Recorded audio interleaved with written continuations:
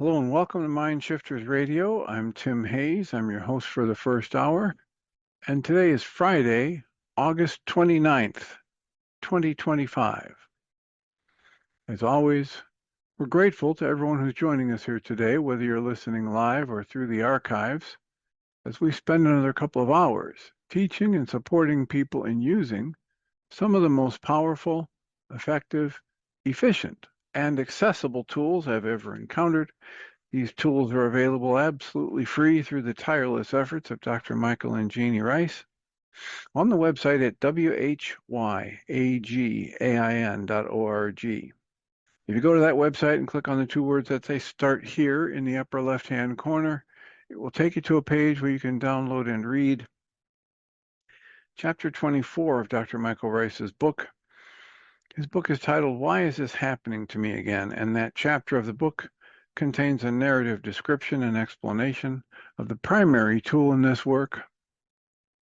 That tool is called the Reality Management Worksheet, sometimes called the Reality Management Wake-Up Sheet, and it's a tool I've been using to great effect for over 20 years now to improve the quality of my life and most of my relationships, and to turn any negative emotional experience I have into part of the infallible guidance system that each and every one of us has been given.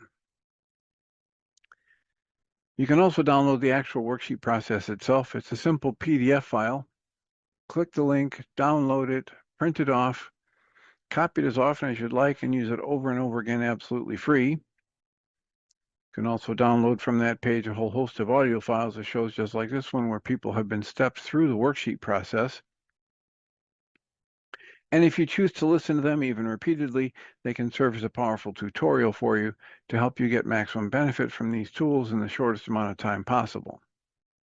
You can also go to your app store and type in the three words Heartland Aramaic Forgiveness. If you do that before you're done typing the word forgiveness, you'll see the glowing heart icon.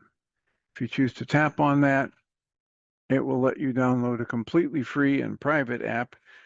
That app contains the Reality Management Worksheet. It contains an abbreviated version of that worksheet process, and it contains a copy of the Dragon Klingon game, which is a wonderful way to introduce these tools to even younger audiences. We hope people do all of that soon and often, primarily because it tends to improve the quality of people's lives the more they actively apply these tools in their lives. And secondarily, because it tends to prompt comments, questions, answers, and testimonials. If you have any of those to share with us, we'd greatly appreciate you doing so. You can email me at tjh@mindshifters-academy.org, and or you can email Jeannie at jeanie@yagain.org. And if we get a question or a comment from you through an email, we'll address it on the internet show, and then as time allows, send you a notification about what day and time that occurred, so you can listen back to the archives for your feedback or your input. If you're able to join us live, you can join us 11 a.m. Central Time, 5 days a week, most 5 days a week, and go to zoom.us, open up a browser window, and type in the meeting ID 853-2357-4173. Alternatively, you can just use one of their phone numbers and dial in one of the numbers they make available, and then type in the same meeting ID, 853-2357-4173. If you're on the phone, you can hit *6 to mute and unmute, and then mute again. So we have plenty of time for comments and questions. We had our support group last night, and we've been looking at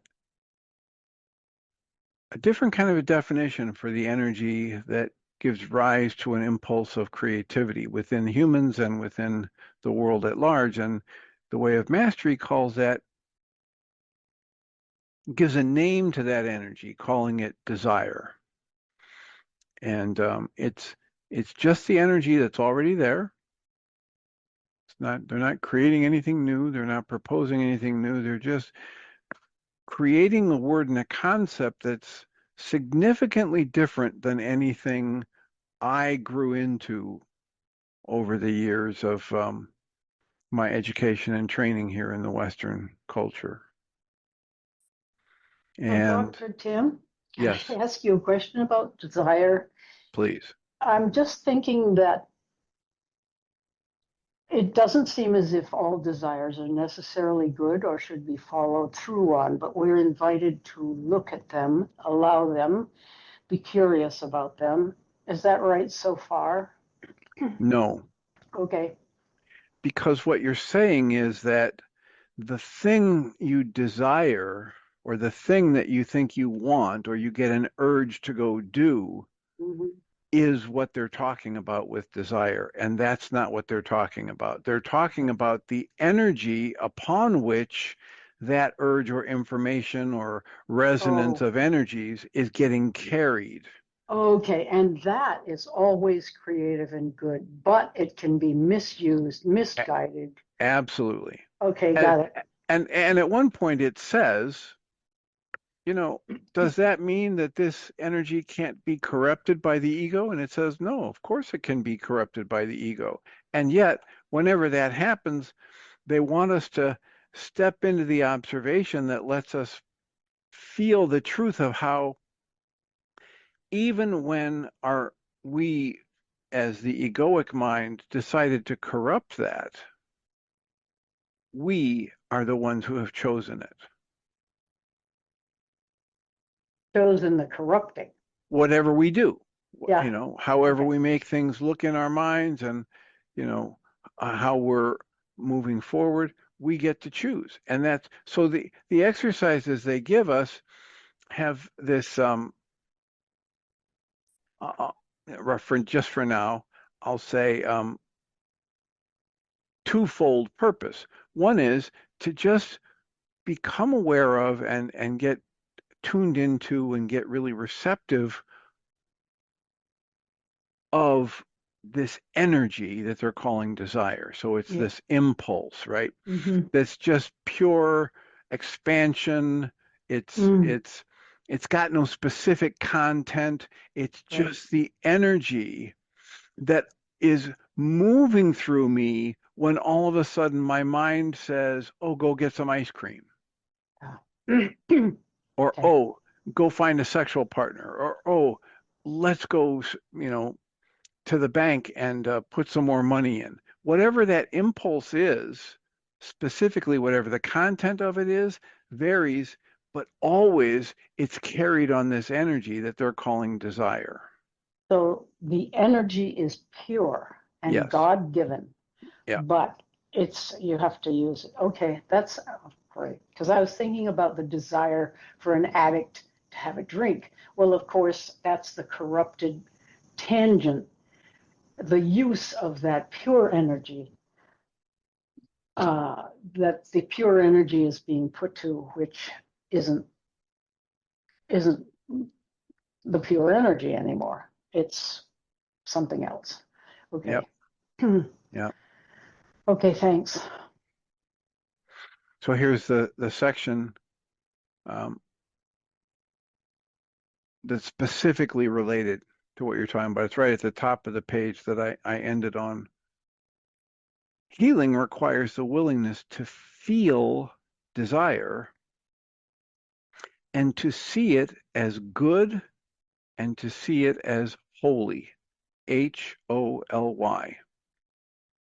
Right? Have reverence for this. This is the creative impulse. This is the energy of life and creation. And then the next sentence says, does this not mean that if you feel a desire, that it might not be twisted by the egoic patterns of your mind? Of course not. There is always the possibility that desire will be twisted to meet the needs of the egoic mind within you. Yet rest assured, if it does, who has done it? You have. Always within you, you have known at some level that desire is good, but you suppressed it. You've been taught to suppress it. They talk about this in the earlier parts of the lesson. The culture teaches you to be afraid of your impulse to get a bunch of money or be a sexual being or, go for ice cream, etc. those times when desire came forth and you let it become twisted into serving the goals of the ego, at some level, you always knew perfectly well what you were doing. You, your essence, your spirit, is the decision maker. And so, even if we look back on some of these things and say, oh, that was a mistake, or that was a bonehead move, or that led to this problem in my life, in the moment when I did it, I had really good reasons for doing it. And those reasons might be the byproduct of my creative, intelligent, healthy mind scrambling around in my youth, trying to find a way to deal with abusive and unhealthy environmental situations. But it's always intended for to help and to be a survival tool or mechanism. So even if I do something that I later look back and say, well, that was, that wasn't good or that was idiotic. In the moment I'm doing it, I'm not doing it because I want to go do something that's going to hurt me or ruin my life. Unless I've got a bigger picture perspective that says I need to ruin my life in order to carry out some bigger goal or to be a blessing to somebody else. If that ever happens, it's it's misled, right? It's a mistaken assumption, but it's still part of my process for deciding. And that's why it's really good to have this division between the decision, which is, in Michael Rice's words, the byproduct of that automatic decision process in the brain. It just keeps churning out the same kind of response in a similar situation.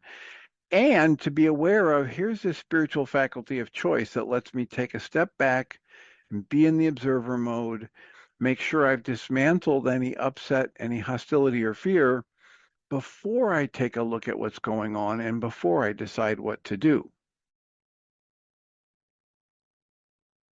So the desires are not separate, you know, desire, as they're talking about it here, is not one desire for ice cream and one desire for a new car.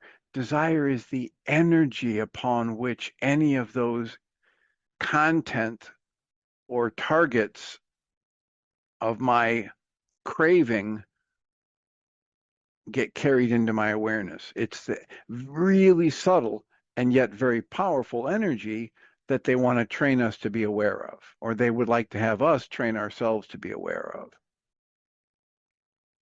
Does that make sense?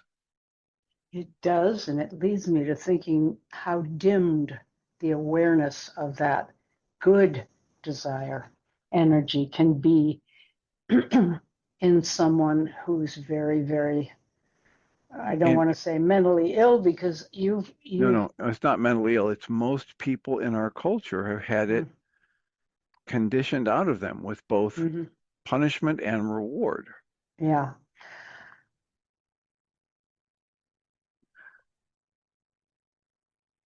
Well, I'm thinking about a very unwell grandson of mine who just wrote a note to his mother, a text, no, to my husband, who is the only person he is in touch with anymore.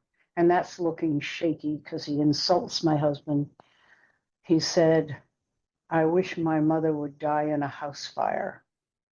This is how far from being in touch with that wonderful, healthy, God-given desire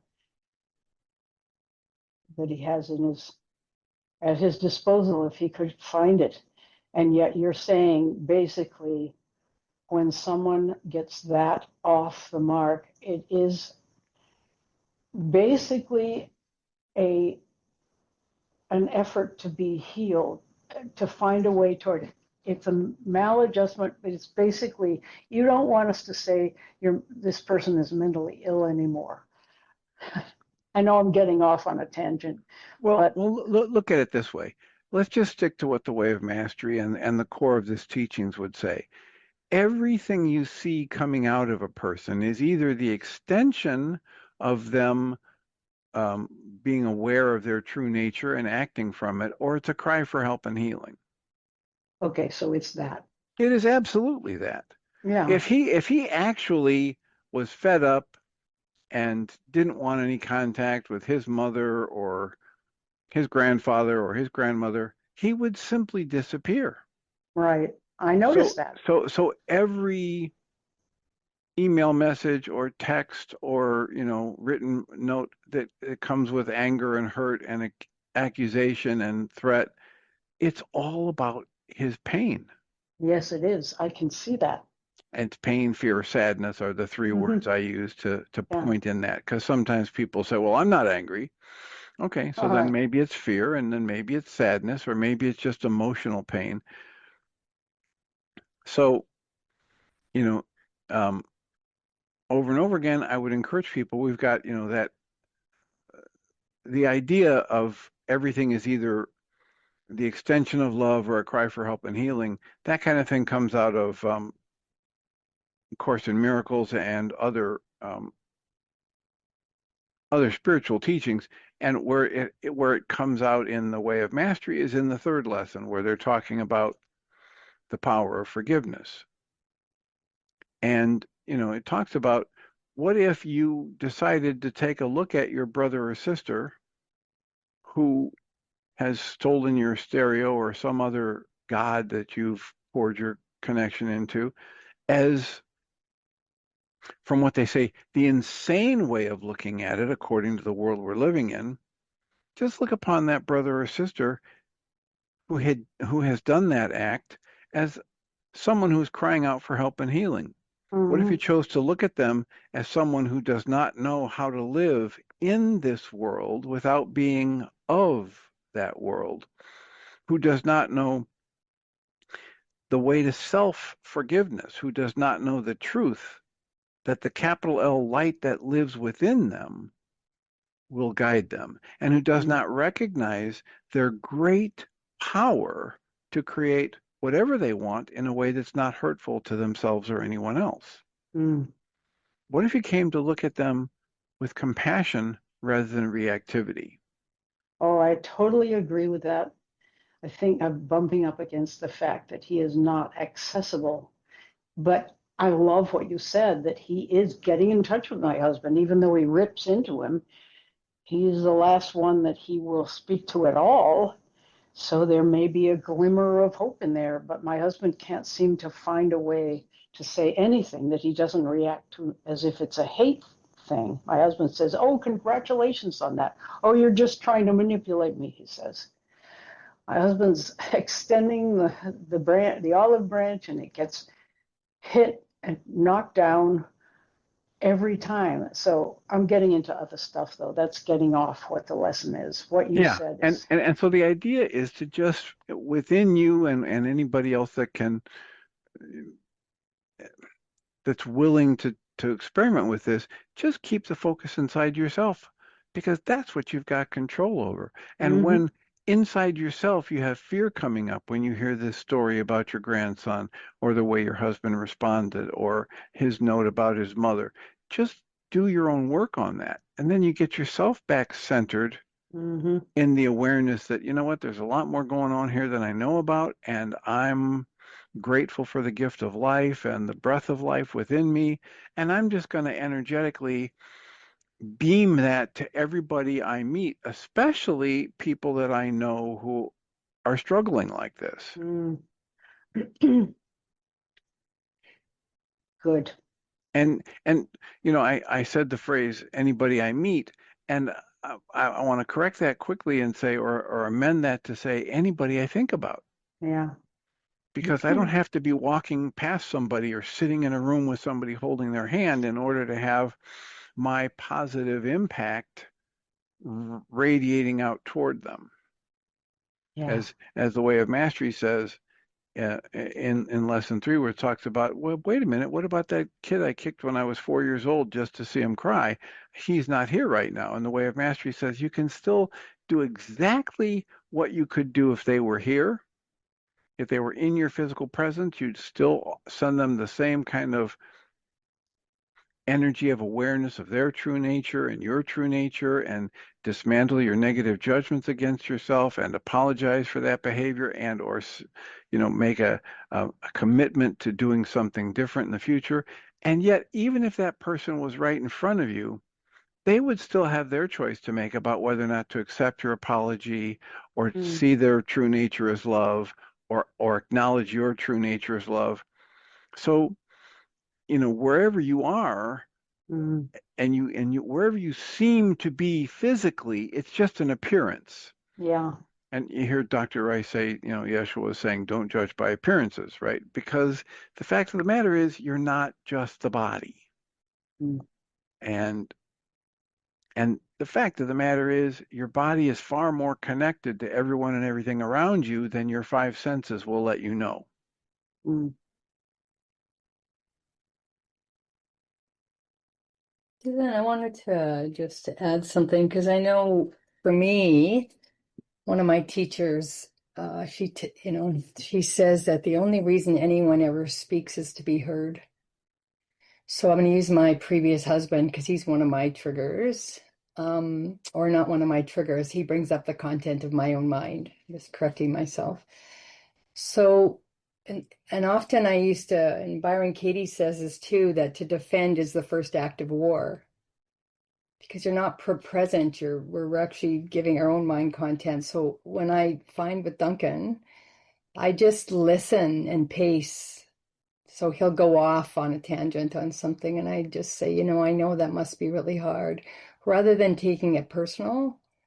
Like, for example, using your grandson, that he's in so much pain that he wants his mom to be dead. But underneath that statement, underneath going under to understand, go understand behind the words and don't get tripped up in the words.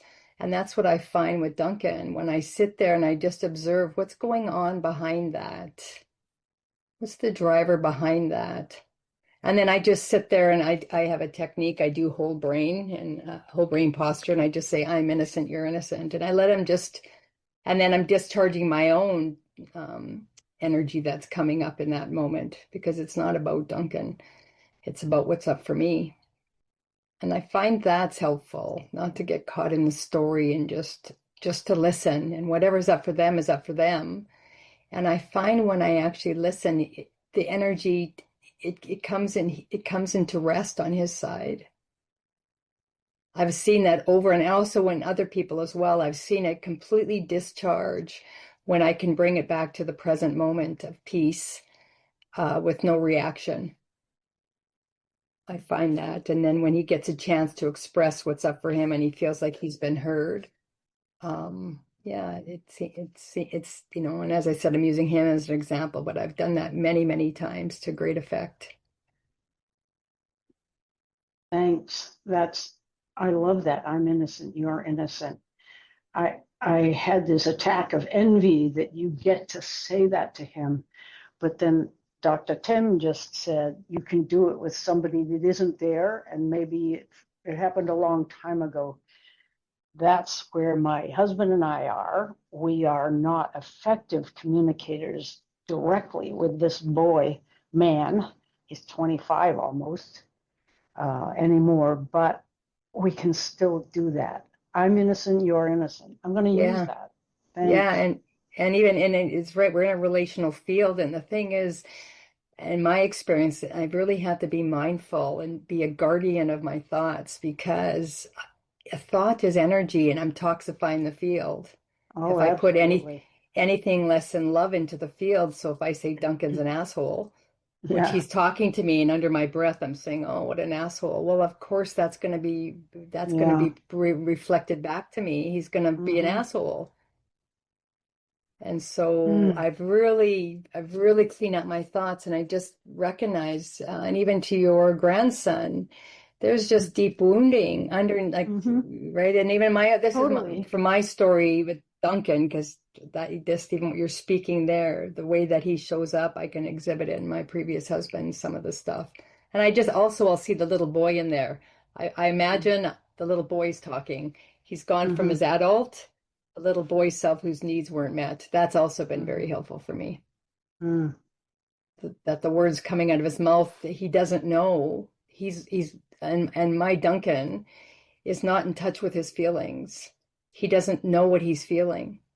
And Mm. so he uses hostility as his way to find meaning because he hasn't been able to go to the deeper layers to find what's underneath it. So it just keeps coming into, irritation and hostility and threat, that type of process. So yeah, I just offered that for support. Thanks. Thanks a lot.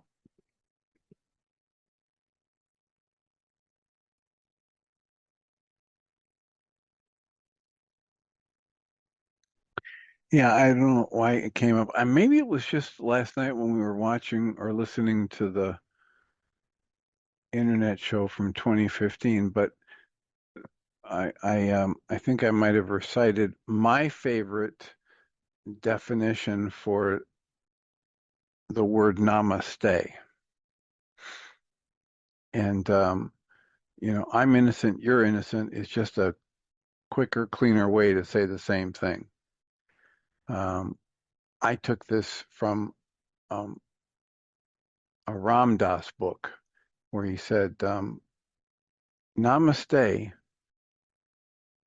is intended to communicate to the other person. I honor the place in you where the universe resides. I honor the place in you of light, of love, of truth, and peace. I honor the place in you where when you go to that place in you and I go to that place in me, there's only one of us. Namaste. And holding that in my head, I can now, Susan F., I can now just say, I'm innocent, you're innocent, and bring up that whole, it's like a shortcut to the realization of our oneness. Yeah, thanks for the namaste. I wrote that down last night when you said it. And yeah, just as an expansion of it. That's the game, isn't it? That we really are that. And can we perceive it through the desire of the mind energy, of the truth of that? And the other creations are all but falsehood.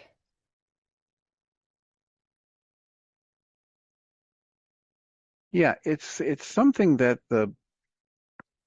particularly my conscious logical mind, I have a hunch it's for the conversations I've had with so many others that others have it as well. It's just something that's just so difficult to grasp. The idea that I can feel with my senses such an intense physical separation or a sense of separation, and yet to have the truth of it be that we're connected in ways beyond words. Yeah. You know what? And my lesson today, guess what it is? Let me perceive forgiveness as it is. And there's one piece, it's number 9, and it says, there is a very simple way to find the door to true forgiveness and perceive it open wide in welcome. When you feel that you are tempted to accuse someone of sin in any form, do not allow your mind to dwell on what you think he did, for that is self-deception. Ask instead, would I accuse myself of doing this? And then thus will you see alternatives for choice and terms that render choosing meaningful, and keep your mind as free of guilt and pain as God himself intended it to be, and as it is in truth. It is but lies that would condemn. In truth is innocence, the only thing there is. Forgiveness stands between illusions and the truth, between the world you see and that which lies beyond, between the hell of guilt and heaven's gate.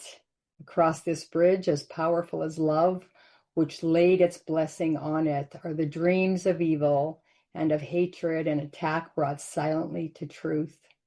They are not kept to swell and bluster and to terrify the foolish dreamer who believes in them. He has been gently wakened from his dream by understanding what he thought he saw was never there. And now he cannot feel that all escape has been denied to him. Okay, so now he cannot feel.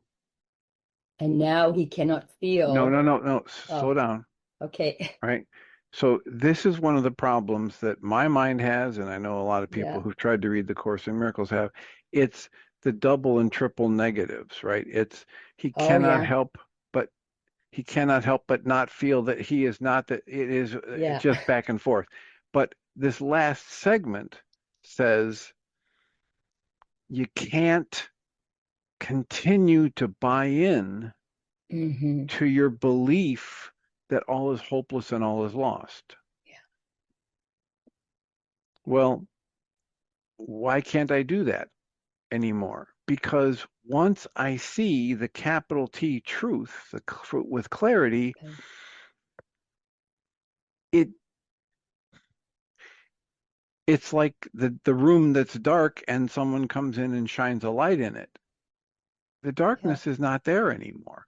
So the beliefs I had in my vulnerability and my separation, they evaporate in the light of truth Mm-hmm.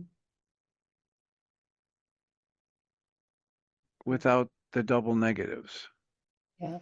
or And triple negatives. it's very interesting because even in my own experience, it's coming together. And it's coming together of being the extension of God in form.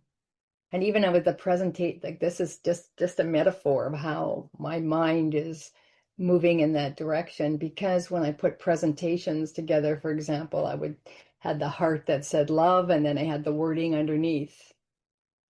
It was still in separation. And now I'm looking at the slides, updating, doing another way of presenting, and it's one.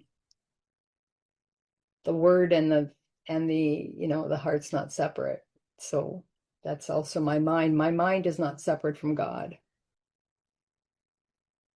And how I am in the world is not separate from God. And I get to choose with my free will to be the extension of God or to be in separation through ego. And it's completely my choice. Or to create the dream of separation. You're Yes. never separate. Yeah, that's true. You can't Yeah. you can't forfeit your human life, as Michael Rice talks about. You can't be without it. You can close your eyes to it and pretend it's not there. Yeah. And that's the part is hard. Well, because even, the saying in the Course in Miracles, on a journey without distance to a place we never left. And yes, I can see those words, but to actually be the embodiment of that's like you said, once you know it, you know it. And once you've embodied it, no one can tell you. When you have a knowing of something, it's like knowing that I have, gray hair, or this body has gray hair. So yeah, it's very interesting. And then another interesting, this whole topic of bifurcation is coming into my awareness. And the juncture point between the ego, and so the way that I'm seeing it, it's showing me the spirit, and then the ego's coming like this, and then there's a junction point where it collapses, and then you move into I'm being shown moving into spirit. And then that's the way we view the world. And we talk about in this world, or through my mind, with the outer world, there's going to be the great awakening, all this stuff coming, they're saying, but I realize it's just the bifurcation of my own mind to see the truth, that there is only truth of God here. In other words, this is what my mind is telling me right now. All these words and thought structures around it are just getting in the way. Mm-hmm. And like when we're coming down to the real absolute basics here, because at one level we're talking about theoretical, what's the absolute true nature of, etc. Mm-hmm. And so it's a philosophy discussion or a spiritual theory discussion. But the very reason that I'm putting my time, intelligence, money, and energy into these support groups and the internet show is for the practical benefit of the application of the tools and how it shifts my experience of life. You know, I don't get any value from theorizing. And that's where I'm breaking free. The tools are working. They are working. And I'm deconstructing my mind in the process because it's to break free. But yeah, it is the tools that are important. You even said that, the role modeling, when you that 6-minute clip that you had. And then we listened to your audio last night again. It landed even deeper again. So it is the direct experience of life. Thank you. Well, you're welcome and deserving, and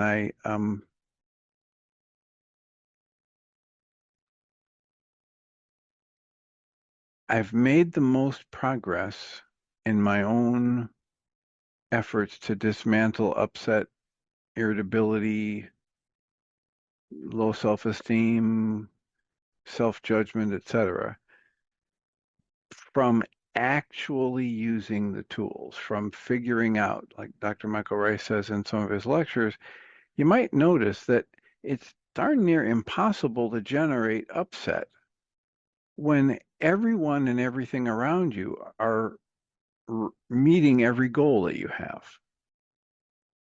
And so, you know, just like he likes to talk about the book of Job and Job's realization early on in the story that, oh, what I have feared most has come upon me. And then having had that realization, almost as though it's a cause and effect relationship that Job's experiencing,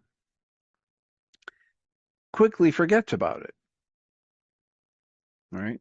And yet, if we understand, you know what, it's not really possible for me to be upset unless I'm holding a goal for something that's not getting met. In other words, I'm holding a goal for something that I don't have the capacity to change. Because if I hold a goal for something that's not happening and I have the capacity to change it, I go change it. Right? So hidden in that observation at a deeper level is it's all self-induced nonsense. It's all that acronym for sin, right? Energy that's off the mark. It's my mind energy, which could be used to create gratitude, appreciation for life, compassion, etc. Instead, I'm directing it into thought patterns that generate the frustration or the anger or the fear or the sadness or the hurt. And once I wake up to actually realize that, I don't have to keep doing it anymore. That's the key, is to wake up to it. That's the key, because it's so automatic sometimes you don't even realize until you're far gone that you've actually tripped the wire. Right, which is why every tool, I'll call it spiritual practice that I know, every good psychology practice I know has people engage in awareness and practiced awareness and rehearsal and like I just flashed on the thought about the Art of Nonviolent Communication, which is a $4 or $5 purchase as an audiobook by Micah Salaberrios. Now this is a tool, and yet everybody I know has a similar tool. They like to tell you, pay attention, because when you first start using this, it's going to feel really awkward and out of place. That's why you're going to need to practice. You're going to need the repetition. You're going to need the persistent, consistent application of either your awareness to this pattern, so you're observing yourself, or your energy applied to the tools. Mhm. And in that willingness to observe my own unproductive patterns and then engage them, I start growing. I start expanding my capacity. But it's only, like I don't get stronger muscles if I never lift any weights. As a matter of fact, if I don't use the muscle, it just atrophies. Mm-hmm. Well, the same could be, you could use that same kind of observation about my mental emotional patterns and skills.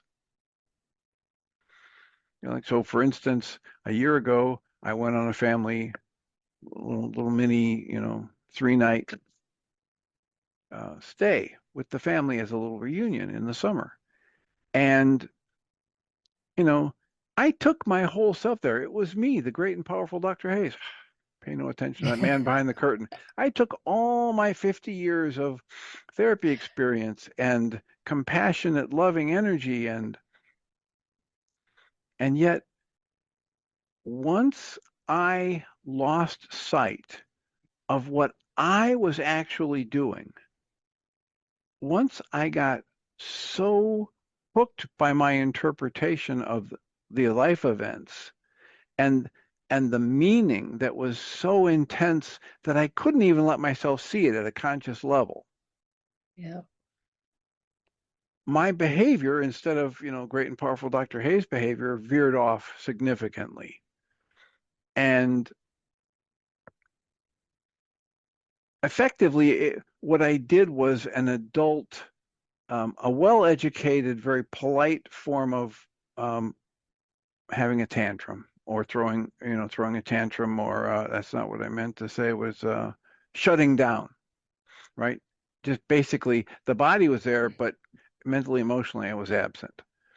And Mm. it wasn't until I came back from that and I was no longer feeling all of the immediate pressures of the interactions with family, and I started doing the worksheets and the EFT tapping sessions and the breath work. It wasn't until then that I got access to the negative conclusion I generated and placed on those events with family. And then I was, oh, so no wonder I got so upset. I formulated this interpretation and believed it was the truth. And from that wounded, I've lost this, the family's going to fall apart, I don't have any power to change it. From that position, shutting down was the most adaptive thing to do, because then at least I didn't blast people with anger. Mm. Then at least Mm-hmm. I didn't attack anybody.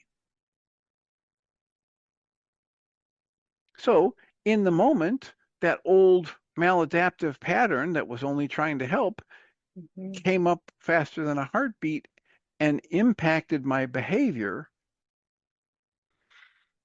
And yet it was counterproductive, right? It wasn't as destructive as raging would be. It wasn't as destructive as name calling or calling somebody else out or accusing them of causing my upset would have been. But it wasn't mature. It wasn't loving. It wasn't compassionate. But I couldn't even see it because that Yeah. old habit thought was so quick to rush in that, what little conscious awareness thought I had, I was using it double time, quadruple time, just to remind myself, don't blow up, don't swear at anybody, don't blame anybody, just be quiet. You need time to work this out. And of course, in the family gathering, as small a space as we were, there wasn't any place for me to go do worksheets and tapping. So I just Mm-hmm. chose the, the adult pleasant version of, I, I keep wanting to say tantrum, but it's the opposite of that. It was the shutting down of the making myself absent. Thank you for saying that, because now that you gave me language, there's been many times where I'm physically there, but I'm not mentally there or emotionally there when hostility rises in me. Mm-hmm. So I'm punishing other by separating, and I'm also punishing myself by separating.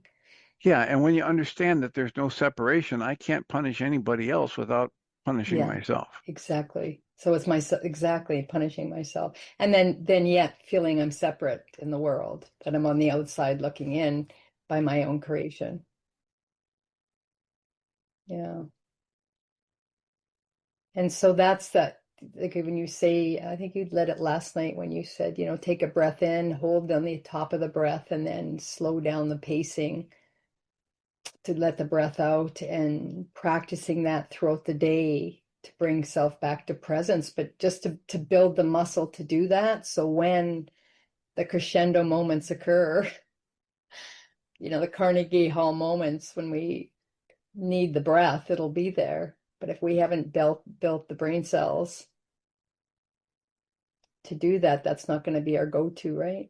So that's now, so to practice when things are good in the good states doesn't, so when my brain trips. So I appreciated that last night as well. Well, you're hitting on what I have to work so strongly with people. When I introduce them to the breath work or the EFT tapping, I say, remember, the time to learn to shoot the bow and arrow is not when the bear is charging at you, right? Yeah. So I'm sending you home with the assignment, if you will take it that way, to do the breath work and to do the EFT tapping 4 or 5 times a day, every day, not waiting until you're upset. Yeah. So you're practicing the breath work or the EFT tapping, or what Shirzad Shamin would call the PQ reps, right? The positive intelligence reps, that slowing the brain down, calming yourself, and recognizing there isn't a physical threat of life here. It's okay for me to let my negative thoughts spin without identifying with them. And it's okay to slow down and pay attention to the breath and to the physical sensations and strengthen the pathway I have toward my sage, my wiser, my wisdom conduit, you might say. And I need to be doing that. Shirzad says, do it 10 seconds, 100 times a day. For 10 seconds, slow the brain down, turn the volume down on the negative, or just let it be there, but understand that it's false. And then tune into the present moment awareness of the senses. And that opens the pathway or strengthens the connection to that wisdom conduit that he's calling the sage. Yeah, one of my teachers, she likens it to her favorite violinist who plays at Carnegie Hall, and he's world renowned, and he still practices 6 hours a day.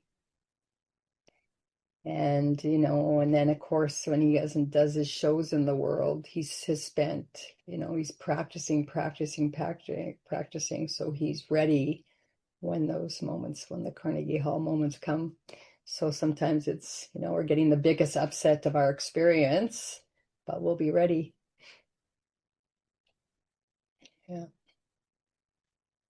Yeah, I forget who the violinist was or cellist was, that they asked him, at this age, you've been world renowned for it. Why do you practice? He says, well, because I think I'm getting somewhere. Yeah. I I think you think might I be think that it's working. person. Yeah, I think it's working. Yeah. So thank you. May I? Linda, welcome. Hello. I'd like to put a plug in for ego here. I came from a Christian background where the whole purpose was to sacrifice the ego like it was evil. And I have come to so appreciate your continual references to Sylvia Boorstein about, all right, sweetheart, take a breath, be gentle with yourself, give yourself a hug. Because I came to realize, as you all were talking about ego, that there is a part of us in our Western traditional Christian culture background to have this need to crucify the ego. And I realized that for my truth in this moment, our source must be delighted in every one of our egos. It was given to us either by our own creation and allowed by Creator or whatever you can imagine, so that we could survive in this world and so that we could do our I can work, our heaven on earth work in our own unique expression as love expressing in form. And the only difficulty that I have now with my ego, I delight in it, but when it's running my bus, it's a 5-year-old child, maybe a 2-year-old child. And what you said, Tim, about nurturing this little child who's in lockdown has been so helpful.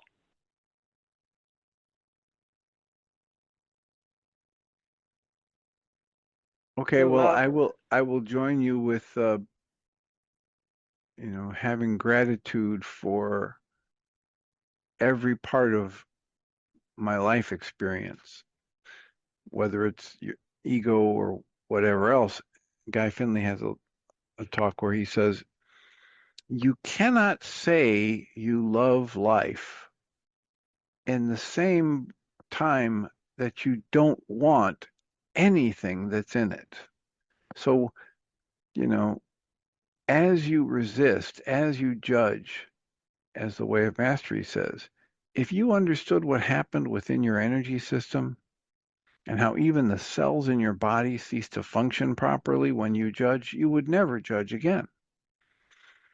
And that's the same for ego as it is for any misstep you've made in the past. Discernment is possible and important. Judgment, not necessary and always constrictive, always potentially damaging. What's your definition of discernment? Well, I have this room here, right? And I can see that there's a chair over there that's a dark brown color, and there's a love seat over there that's a darker blue, and the wall has a little bit of a tan yellowish tint to it. And I've got a chair over here in the corner that's got like a cranberry color. Now I'm discerning the difference in these colors, but I haven't said anything about which one's good or bad or which one's better or worse. And I'm completely neutral as I witness the colors because I haven't decided to judge one is right, one is wrong, what is better, what is worse. So the actual way, after that little intellectual introduction, the actual way I determine whether or not I'm in discernment or judgment is whether or not there's any tension in me. Because if there's tension in me and I say I'm just discerning, I'm not being honest, or I'm not, or my mind is not allowing me to see the truth. So the real operational definition would have more to do with the felt sense of calm, certainty in discernment, as opposed to the tightness or tension that rides in on the back of judgment. Thank you for that. Thank you very much for that. Because my perfectionism can keep rising up. The idea, well, if I just get rid of my ego, or if my ego's bad and I withdraw from it, then I can be perfect and I can be safe because I'm doing it right, aren't I? I'm getting rid of my ego. It's bad. So it's the discernment you were talking about. That's the crux. And I nurture that part of my wounded self without sacrificing my ego. And I correct her and say, oh, that's not appropriate behavior. You're not discerning enough in this situation to drive the bus. In fact, Mommy will drive the bus and Ruha will drive the bus together. That's kind of what I'm playing with now.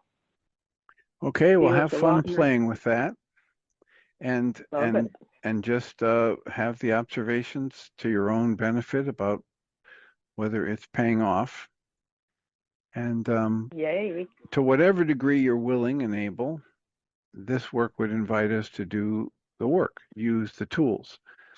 And I'm going to take the last few minutes here to describe, jumping ahead just a little bit in lesson 4 in case anybody wants to play with this over the weekend.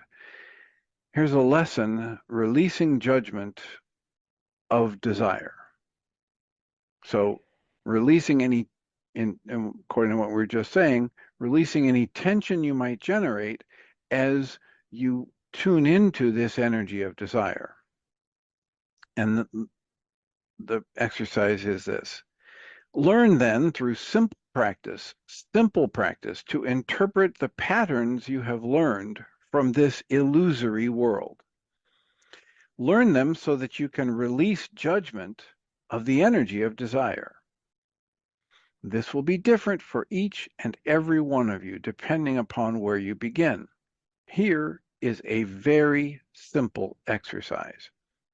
When you awaken in the morning and you've planted your feet firmly on the floor, take pause and ask yourself this question. What do I want right now? Right away, the mind will say, well, I'm too busy to know what I want. I've got to go off to work. I've got to serve somebody else. I've got here to satisfy the world. I don't have time to ask myself what I want. Remember, please, that what you decree is, and the thought you hold in the mind will be reflected through the nature of your experience.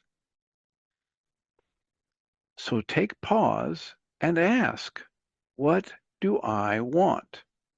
Then simply give yourself 1 minute to observe whatever comes up in the mind or even is felt in the body. Heaven forbid, you might want to have sex. Oh no, then you'd know for sure that you're not a spiritual being. You might want to take a hot shower. You might want a glass of juice or water. You might want to sing. You might want to stretch or breathe. You might want to turn and look at your lover or your mate still sleeping in the bed. You might want to arise and sneak into your children's room and watch them sleep. You might want to sit down and read the morning paper. The point here is to notice that by asking the question, something will respond within you. And when that response comes, take notice that there is a feeling associated with it, a quality that makes your cells sing just a little bit. That is the energy, the elixir of life called desire. In this 1 minute, you do not need to rise to act, but simply observe. What do I want? To take a shower. Okay. The feeling of the thought, or the thought that emits the feeling in the body, quote, I want to take a shower, is carried on the energy, or what he's calling here, the elixir of desire. Desire is coming from a depth of your being, again, that rests right alongside the face of God.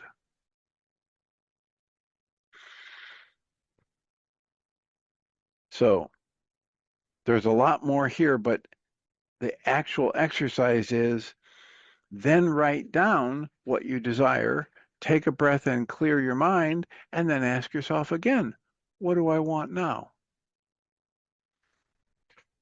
And then just write down whatever comes to mind. Again, moving out of judgment if it arises by just softening any tension or resistance or negative thoughts around it, and write it down like anybody would write down the options that come up in a brainstorming session without judging them first.